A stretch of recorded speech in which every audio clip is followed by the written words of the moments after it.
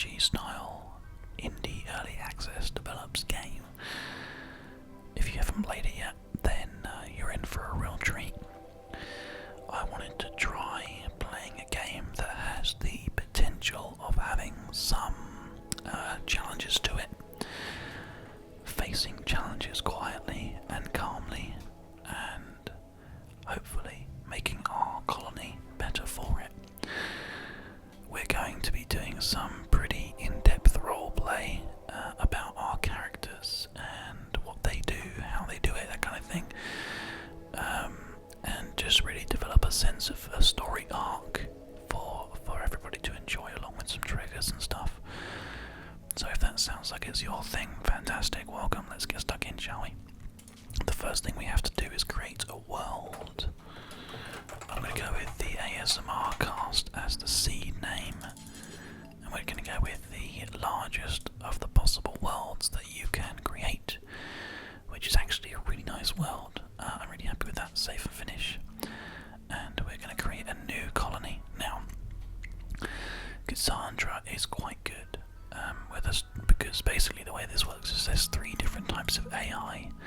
Cassandra starts the game off nice and easy and gets worse and worse as time goes by.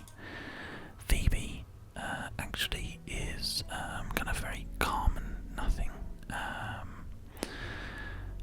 So you can see here, there'll be lots of time between disasters to relax and build your colony, but beware, if she set a high challenge scale, she'll hit as hard as anyone. I personally like playing as Randy Random because I feel like it gives the game a real sense of unknowing and sort of like challenge. Randy doesn't follow rules. He'll generate random events, and he doesn't care if they make a story of triumph or utter hopelessness. It's all drama to him. I like that. I think that's a good way of playing it. So Randy Random challenge mode for our first game. If you guys enjoy this series, please let me know. We can always do other game types with other characters as well if we enjoy it. But this is our world. Rugbar, it's called. In the world mode for some reason, I don't know why. And then the way this works is we can basically sort of choose a place to start. So limestone, marble and granite here, with a flat terrain, temperate forest. We have desert, temperate forest, mountains, tropical rainforest, and we also have Lake Boreal Forest, tundra, and then this was actually called arid shrubland. So I'm not actually sure where we should go. I'm kind of thinking maybe if we can find some sort of like mountainous.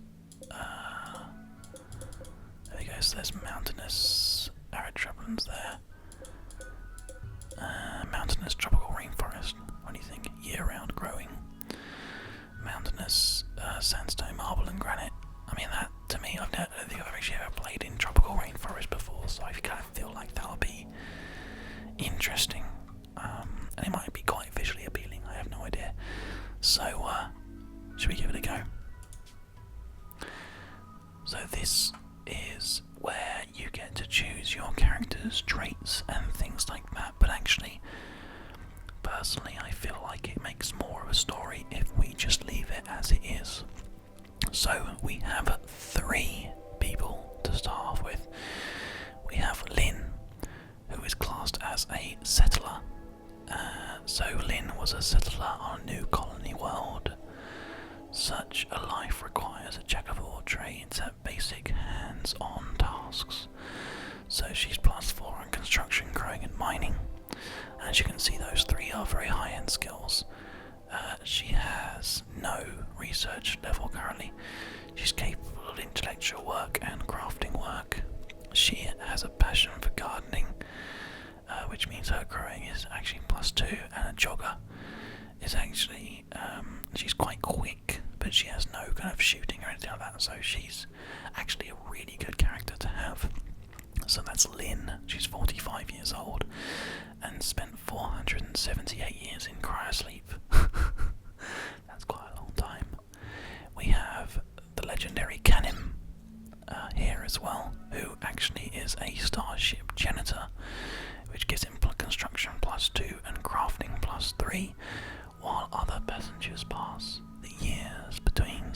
systems in crypto-sleep sarcophagi.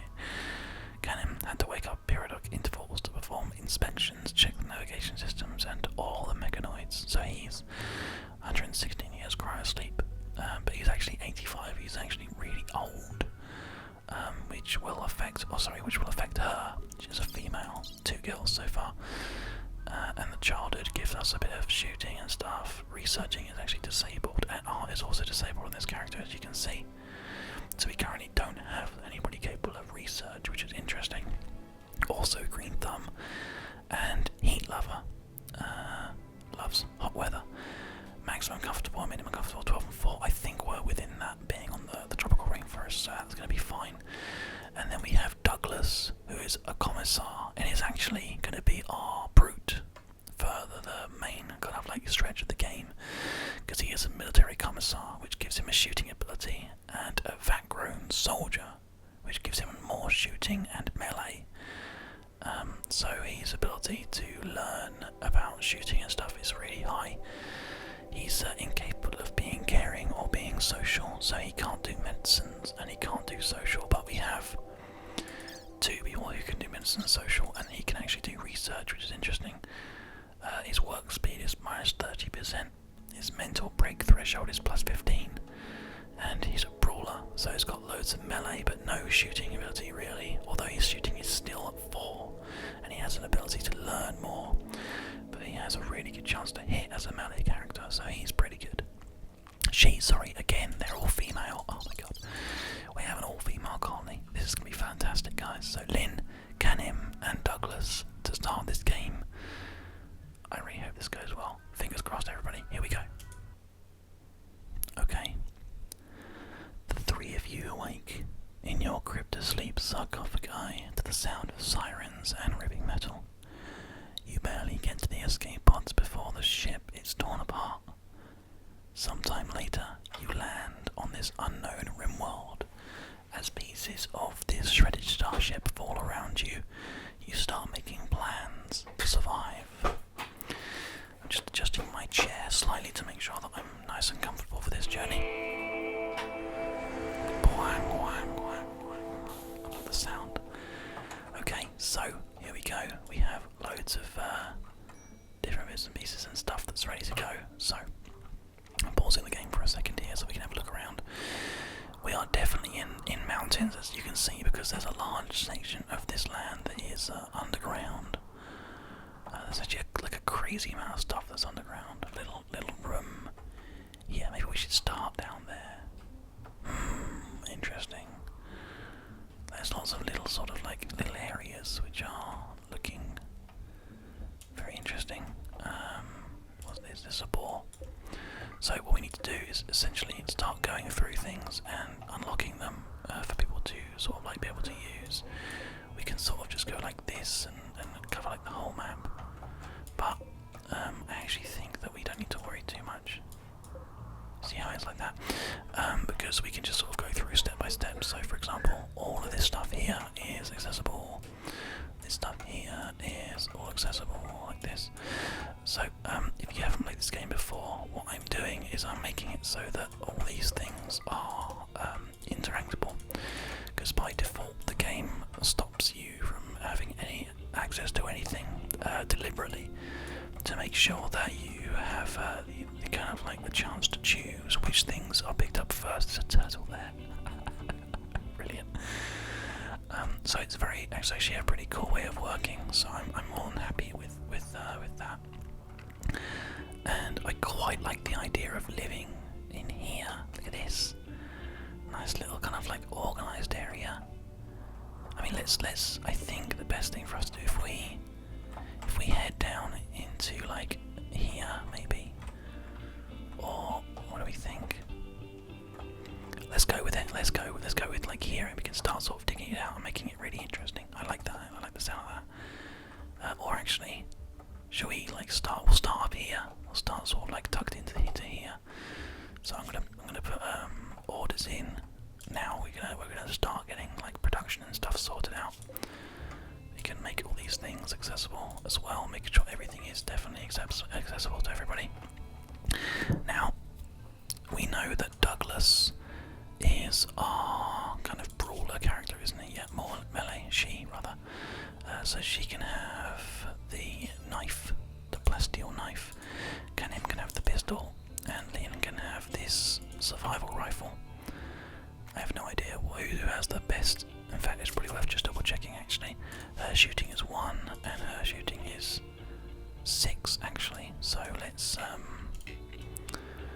let's drop the pistol, and you drop your rifle, and we'll get you to pick up the survival rifle and you to pick up the pistol. There we go.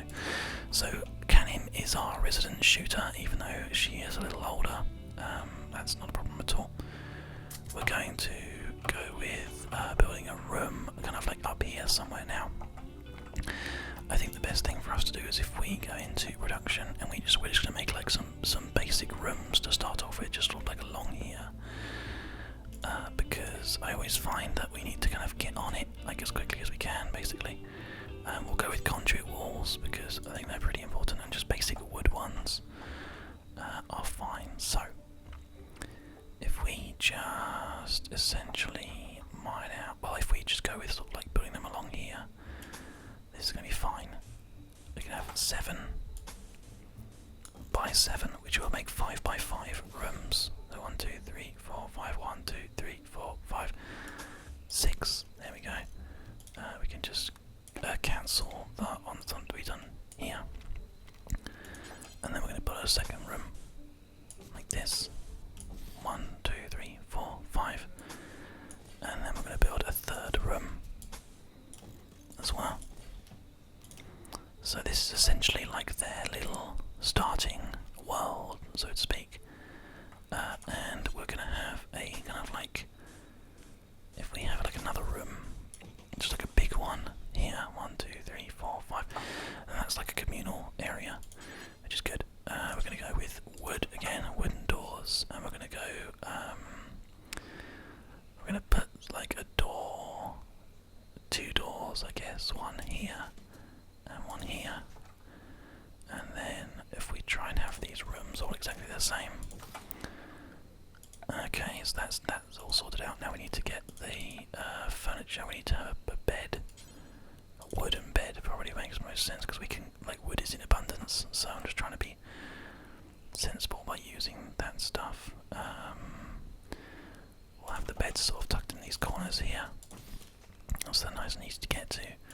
We'll have lamps, sort of like in the. Well, actually, I have the lamps here.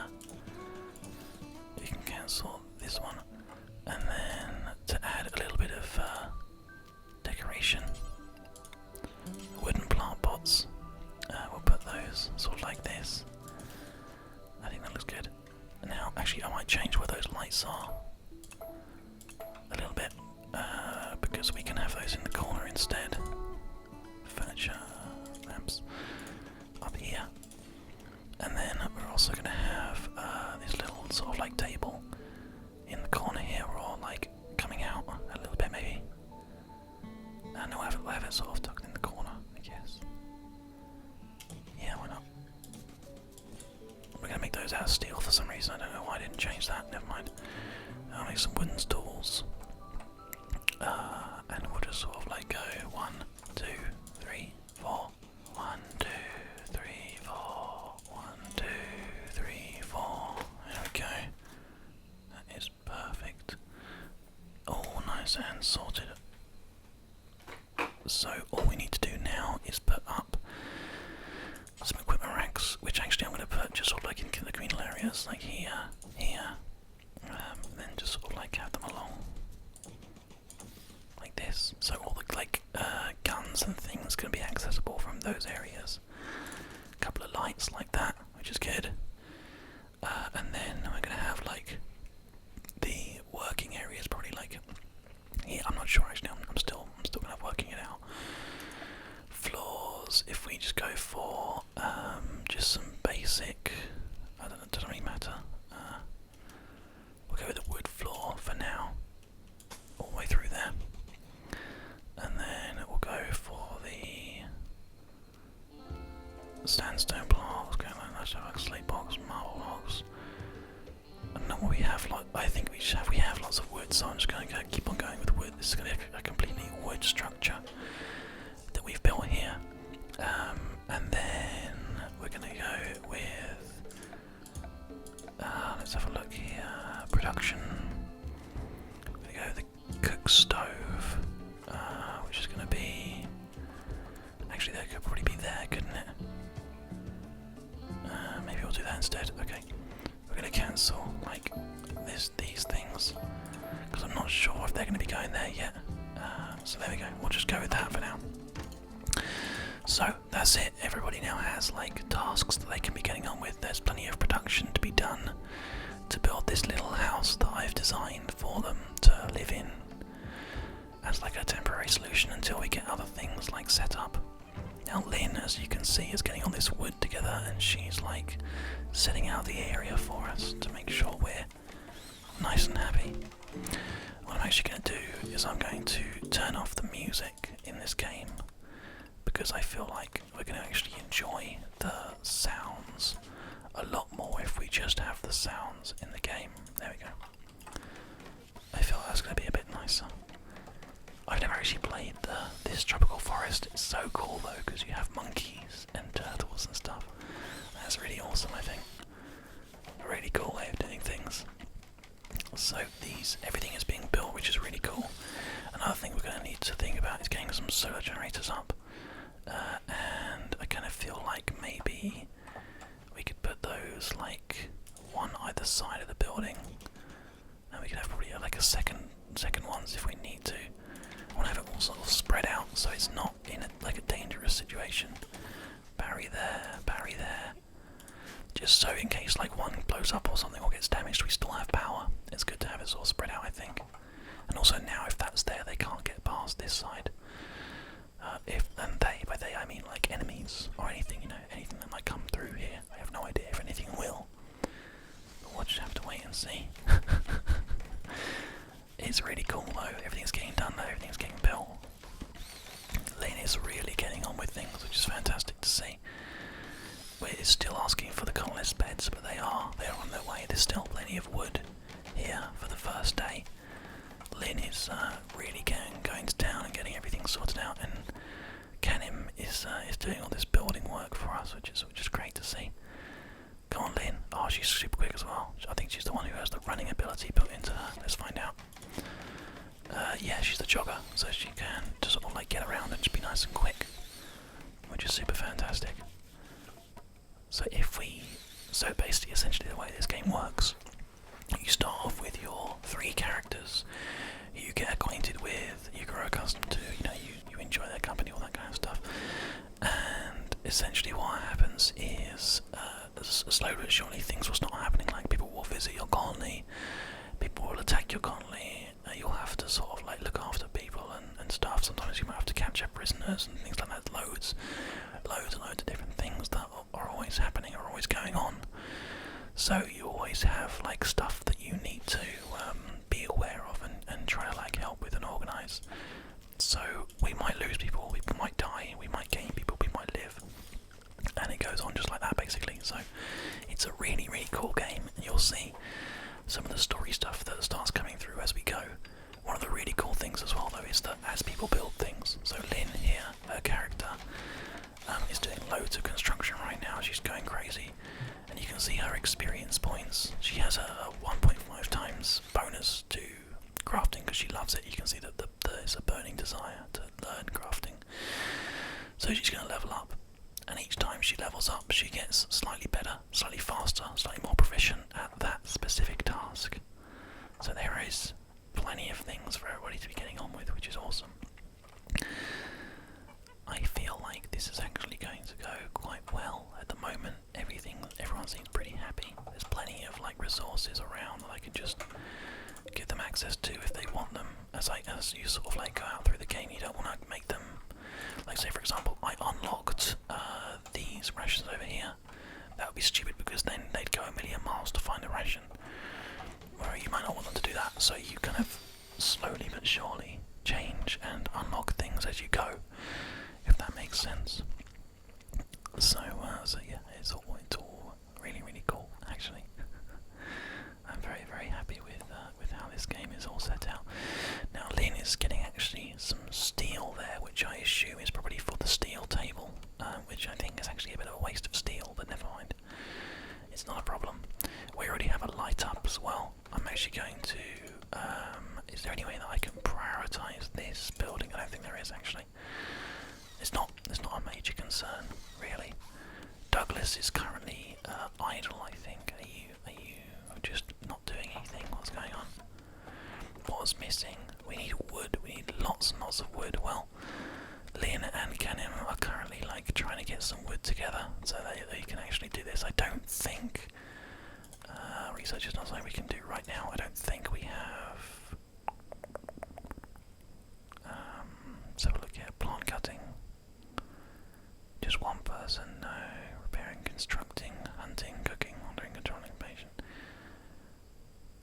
Is plant cutting. Remove and harvest the wild plants you've designated. Repairing, constructing, hunting. That must be the way that we get people to cut trees down. Can I get you to like cut this tree down? Oh, he's not a constructor, that's why he can't. I mean, it's a construction task anyway. There we go. So he's not actually able to work on it, but that doesn't make sense. Douglas. How do I get you to cut down a tree? I don't think I can directly. I don't think he has the ability, does he? Let's have a look. Doesn't seem to be. He doesn't seem to be able. She doesn't seem to be able to actually do that. Which is why she's kind of like being a bit idle. I think the ability for this person to like do this kind of stuff is slim, but they're going to sleep anyway, so that's fine. You just carry on. I think they're going to. Oh no, it's cleaning. Cleaning duty, very important. Lynn's like moving things out of the way and stuff, getting everything organised. Canim is still moving around, getting all the bits and pieces sorted out, which is good. I'm actually going to put everybody on everything duty right now, because we can sort out specialised preferences and things later on. I just want to get people sort of like moving and doing tasks and things. One other thing that I can do whilst everyone is kind of like slowing down a little bit is start to put in some areas, like stockpiling areas.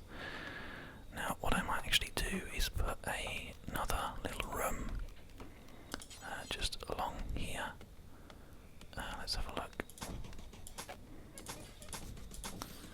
Let's go with, if I put down 2 solar panels, then that's going to make a little room there. So let's just do that. There we go.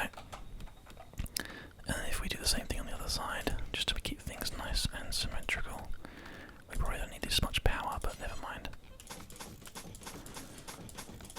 There we go. Right. So what we're going to do is we're going to use those rooms in some way. Probably putting a door there and get rid of that construction that's going on there. And put down a door here. And then put down the flooring there. And in fact, there. And there. And then these are going to be like little areas of to stockpile like food and stuff, I think. I'm not sure, I haven't decided, but I like that setup, so that's fine. Canim is like working throughout the night because Canim currently doesn't have a place to sleep. So what we're going to do for Canim quickly is we're just going to give them a little sleeping spot. Just like that. Boom. Which is literally a place to sleep if Canim wants to. But I have to wait and see what Canim's. I think Canim's just like working throughout the night. Just building this battery. Getting the battery set up before the solar panels are in. That's my girl. And now she's going to go to sleep. There we go. So we'll fast forward a little bit whilst everybody has a little bit of sleep here. I know that Canim definitely is going to want to get some more sleep than Lynn and Douglas, because the place that she's resting at is not as good. But that's okay. We can get everybody else to kind of work throughout the night to kind of get everything done. This nice big tree is being taken down by Lynn here. And we can probably actually set some like harvesting tasks as well, but it all depends on how much they actually need to get done. Douglas is just having some food here, which is fine. I'd let you know, Douglas, she is actually getting some work done, which is nice. Good job, everybody. This is fantastic. Look at this. Douglas, let's follow you. What are you going to do? You're going to haul some steel to the conduit wall, because they need obviously her to have wires inside the walls.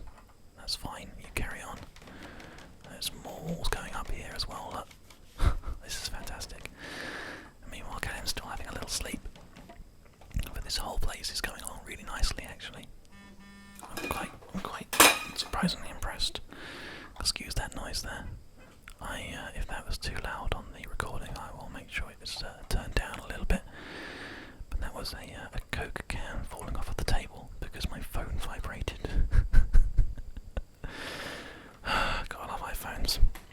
much fun.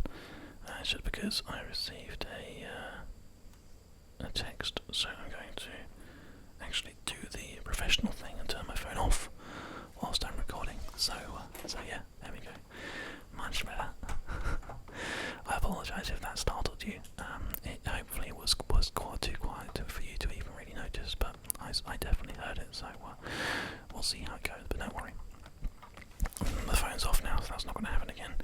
Although I do have some crinkling sounds that we're going to be exploring today in the episode, because I have a packet of Haribo Sweeties, and it's always nice to have a little treat every now and again, so I've decided that I would eat a few whilst we're playing the game today. I know not everybody is a fan of eating sounds, but I'll make sure that I don't take up all the videos.